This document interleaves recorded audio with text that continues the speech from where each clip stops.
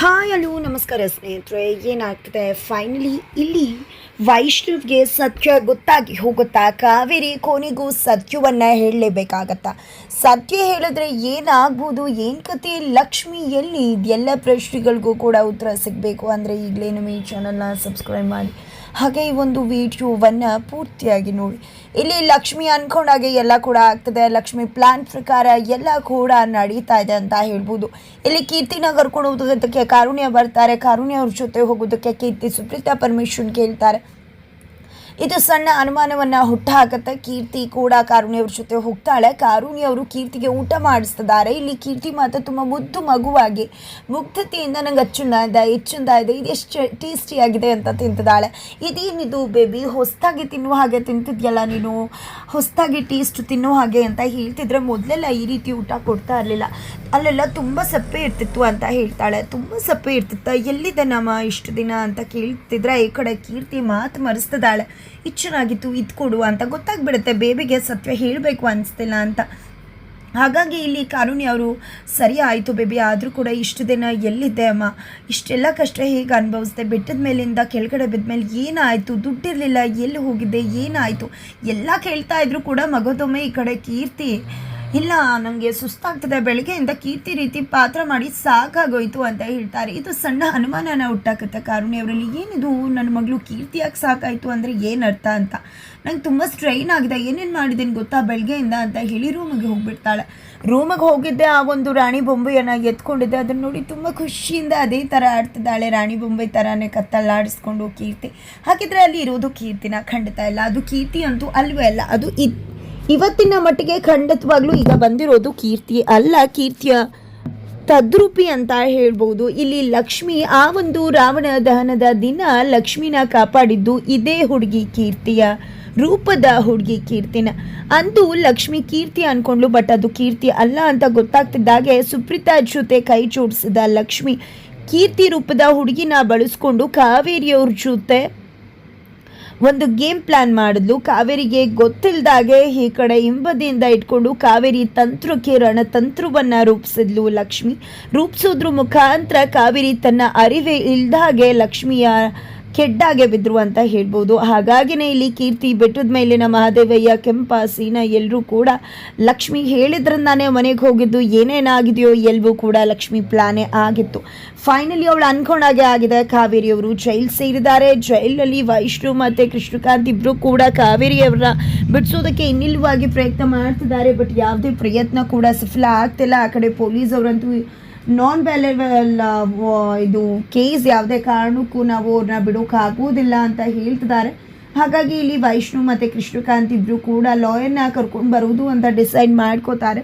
ಈ ಕಡೆ ಕಾವೇರಿಯವರಂತೂ ನಾನು ತಪ್ಪು ಮಾಡಿಲ್ಲ ಪುಟ್ಟ, ಇಲ್ಲಿರೋಕೆ ಆಗ್ತಿಲ್ಲ ಪುಟ್ಟ, ತುಂಬ ಗಲೀಜಿದೆ ಹಾಗೆ ಹೀಗೆ ಅಂತ ಹೇಳ್ತಿದ್ದಾರೆ. ಅದಕ್ಕೆ ಇನ್ಸ್ಪೆಕ್ಟರ್, ಹೌದೌದು ನಿಮಗೆ ತುಂಬ ಚೆನ್ನಾಗಿ ಕ್ಲೀನ್ ಮಾಡಿಸಿ, ಬೆಡ್ಶೀಟು, ಫೋನು, ಟಿ ವಿ ಎಲ್ಲ ರೀತಿ ವ್ಯವಸ್ಥೆ, ಬಿರಿಯಾನಿ ಹೈದರಾಬಾದ್ ಹೋಟೆಲಿಂದ ಒಂದು ಒಳ್ಳೆ ಊಟ ಎಲ್ಲವನ್ನ ಕೂಡ ವ್ಯವಸ್ಥೆ ಮಾಡಿಬಿಡೋಣ ಬಿಡಿ, ಇಲ್ಲಿ ಎಲ್ಲರೂ ಕೂಡ ಕ್ರಿಮಿನಲ್ಸೇ ಅಂತ ಹೇಳ್ತಿದ್ದಾರೆ.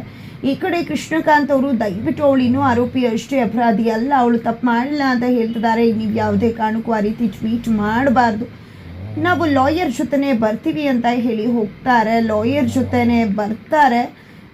ಈ ಕಡೆ ಲಾಯರ್ ನೋಡಿದ್ದೆ ಪೊಲೀಸವರು ನೀವಾ ಅಂತ ಹೇಳ್ತಿದ್ದಾರೆ. ಬಿಕಾಸ್ ದೊಡ್ಡ ಲಾಯರ್ ಸೌದಾಮಿನಿ ಅನ್ನೋರನ್ನ ಕರ್ಕೊಂಡು ಬಂದಿದ್ದಾರೆ. ಆಕೆ ತುಂಬ ದೊಡ್ಡ ಕ್ರಿಮಿನಲ್ ಲಾಯರ್ ಆಗಿದ್ದಾರೆ.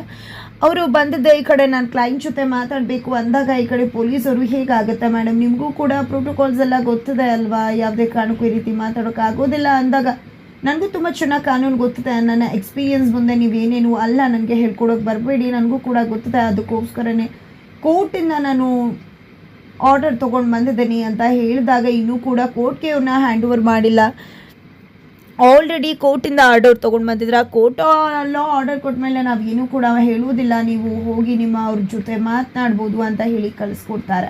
ಈ ಕಡೆ ಕಾವೇರಿಯವರು ಹಾಗೆ ಕೃಷ್ಣಕಾಂತ್, ವೈಷ್ಣವ್ ಮತ್ತು ಲಾಯರ್ ನಾಲ್ವರು ಕೂಡ ಇದ್ದಾರೆ. ಈ ಕಡೆ ಲಾಯರ್ ಕೂಡ ನೋಡಿ, ನಾನು ನಿಮ್ಮ ಲಾಯರ್, ನಿಮ್ದು ಏನೇ ಸೀಕ್ರೆಟ್ ಇದ್ದರೂ ನಾನು ಯಾರ ಹತ್ರ ಕೂಡ ಬಿಟ್ಕೊಡೋದಿಲ್ಲ, ಅದಕ್ಕೆ ನಾನು ಅಸಿಸ್ಟೆಂಟಾಗಿ ಕರ್ಕೊಂಡು ಬಂದಿಲ್ಲ. ನೋಡಿ, ನಮ್ಮ ಕ್ಲೈಂಟ್ಸ್ದ ಗುಟ್ಟನ್ನು ಕಾಪಾಡೋದು ನನ್ನ ಧರ್ಮ. ನೋಡಿ, ಯಾವುದೇ ಕಾರಣಕ್ಕೂ ಕೂಡ ನೀವು ಸತ್ಯವನ್ನು ಮುಚ್ಚಿಡದೆ ಏನೇನಾಯಿತು ಅನ್ನೋದನ್ನು ಹೇಳಿ, ಅದನ್ನಾದರೆ ಮಾತ್ರ ನಾನು ನಿಮ್ಮನ್ನು ಇದರಿಂದ ಹೊರಗಡೆ ತರುವುದಕ್ಕೆ ಸಾಧ್ಯ. ಇಲ್ಲಾಂದರೆ ನನಗೆ ಖಂಡಿತ ತುಂಬ ಕಷ್ಟ ಆಗುತ್ತೆ. ಹಾಗಾಗಿ ನಡೆದಿದ್ದು ಎಲ್ಲವನ್ನ ಕೂಡ ಮುಚ್ಚುಮರೆ ಇಲ್ಲದೆ ಹೇಳಿಬಿಡಿ ಅಂತ ಹೇಳ್ತಿದ್ದಾರೆ ಸೌಧಾಮಿನಿ ಅಡ್ವೊಕೇಟ್. ಈ ಕಡೆ ಕಾವೇರಿಯವರು ಕೂಡ ಖಂಡಿತ ಸತ್ಯ ಹೇಳ್ತಾರೆ. ಸತ್ಯ ಹೇಳೋ ಜಾಯಮಾನದೇ ಕಾವೇರಿದಲ್ಲ. ತಾನು ಎಲ್ರಿಗೂ ಏನು ಸತ್ಯ, ಸುಳ್ಳಿನ ಸತ್ಯ ಹೇಳಿದ್ರು ಅದೇ ಸುಳ್ಳಿನ ಸತ್ಯವನ್ನು ಮಗದುಮ ಅಡ್ವೊಕೇಟ್ ಮುಂದೆ ಹೇಳೋಕ್ಕೆ ಮುಂದಾಗ್ತಿದ್ದಾರೆ. ಈ ಕಡೆ ನಿಮ್ಗೆ ಎಲ್ಲಿಂದ ಶುರುವಾಯಿತು ಇದು ಅನಿಸುತ್ತೆ ಅಲ್ಲಿಂದ ಹೇಳಿ ಅಂತ ಅಡ್ವೊಕೇಟ್ ಹೇಳೋದಕ್ಕೆ ಕೀರ್ತಿ ನನಗೆ ಕಾಲ್ ಮಾಡಿದ್ಲು ಬೆಟ್ಟದ ಮೇಲಿಂದ ಬರೋಕ್ಕೆ, ಬೆಟ್ಟದ ಹತ್ರ ಬರೋಕ್ಕೆ. ನಾನು ಕೂಡ ಬೆಟ್ಟದ ಹತ್ರ ಹೋದೆ. ಬೆಟ್ಟದ ಹತ್ರ ಹೋಗ್ತಿದ್ದಾಗೆ ಅಲ್ಲಿ ಕೀರ್ತಿ ಅಬ್ಬರ ಜೋರಾಗಿತ್ತು. ನಾನು ತುಂಬ ಭಯ ಬಿದ್ದೋಳು ಹೇಳ್ದಾಗೆಲ್ಲ ಮಾಡಿದೆ. ತದನಂತರ ನನಗೆ ಗೊತ್ತಾಯಿತು ನನ್ನ ಮಗ ಮತ್ತು ಲಕ್ಷ್ಮಿ ಬರ್ತಿದ್ದಾಳೆ ಅಂತ.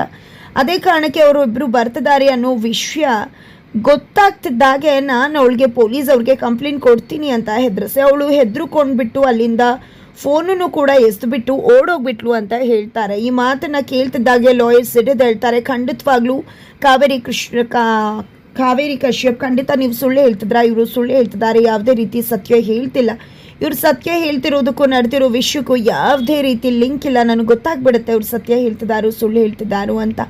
ಆಗ ವೈಷ್ಣವ್ ಅಮ್ಮನ ಮುಂದೆ ಬಂದು ನಿಂತು, ಅಮ್ಮ ದಯವಿಟ್ಟು ಏನಾಯಿತು ಹೇಳಮ್ಮ, ಕೀರ್ತಿ ಏನು ಹೇಳಿದಾಳೆ, ಖಂಡಿತ ಅವಳು ಹೇಳಿದ್ದು ಖಂಡಿತ ಅರ್ಥ ಇದೆ, ದಯವಿಟ್ಟು ಒಪ್ಕೊಂಬಿಡು, ನೀನು ಏನು ಮಾಡಿದ್ಯಾ ಅನ್ನೋದನ್ನು ದಯವಿಟ್ಟು ಸತ್ಯ ಹೇಳು ಅಂತ. ಈ ಕಡೆ ಕಾವೇರಿಗೆ ಏನು ಮಾಡಬೇಕು ಅಂತ ಗೊತ್ತಾಗ್ತಿಲ್ಲ. ಫೈನಲಿ ವೈಷ್ಣವ್ ತನ್ನ ತಲೆ ಮೇಲೆ ಪ್ರಮಾಣ ಮಾಡಿಸ್ಕೊಂಡು ನನ್ನ ಮೇಲೆ ಆಣೆ ನೀನು ಸತ್ಯ ಹೇಳಲೇಬೇಕು ಅಂದಾಗ ಕಾವೇರಿ ಇನ್ನಿಲ್ಲವಾಗಿ ಸತ್ಯ ಹೇಳಬೇಕಾಗಿದೆ. ಬಟ್ ಮಗದೊಮ್ಮೆ ಅವರು ಸತ್ಯ ಹೇಳಲ್ಲ, ಅದೇ ಸತ್ಯವನ್ನೇ ಹೇಳ್ತಾರೆ. ವೈಷ್ಣವ್ ನಂಬ್ಕೋತಾರೆ, ಲಾಯರ್ ಕೂಡ ಇನ್ನೇನು ಮಾಡೋಕ್ಕಾಗಲ್ಲ ಅದನ್ನೇ ಆ ಕಡೆ ಅಜ್ಜಿ ತುಂಬಾ ಅಳ್ತಾ ಇದ್ದಾರೆ, ಸುಪ್ರೀತ್ ಅವ್ರ ಮೇಲೆ ರೇಗ್ತಿದ್ದಾರೆ. ಸುಪ್ರೀತ್ ಕೀರ್ತಿ ಜೊತೆ ನಿಂತು ಸ್ವಂತ ಅದಕ್ಕೆ ವಿರುದ್ಧನೇ ನಿಂತಿದ್ದಾಳೆ, ಜೈಲಿಗೆ ಕಳಿಸ್ಬೇಕು ಅಂತ. ಏನು ಅನ್ಸೋದಿಲ್ವಾ ಸುಪ್ರೀತಾ ನಿನಗೆ ಅಂತ ಹೇಳ್ತಿದ್ರೆ, ನಾನೇನು ಮಾಡಿದ್ದೀನಿ ತಪ್ಪು ಅತ್ತೆ, ನಾನು ಕರೆಕ್ಟಾಗೇ ಮಾಡಿದ್ದೀನಿ. ನಿಜ ಹೇಳಬೇಕು ಅಂದರೆ ಕೀರ್ತಿ ಮಾತಲ್ಲಿ ಸತ್ಯ ಇದೆ, ಕೀರ್ತಿ ಕಂಪ್ಲೇಂಟ್ ಕೊಟ್ಟಿರೋದು ನಾನಲ್ಲ.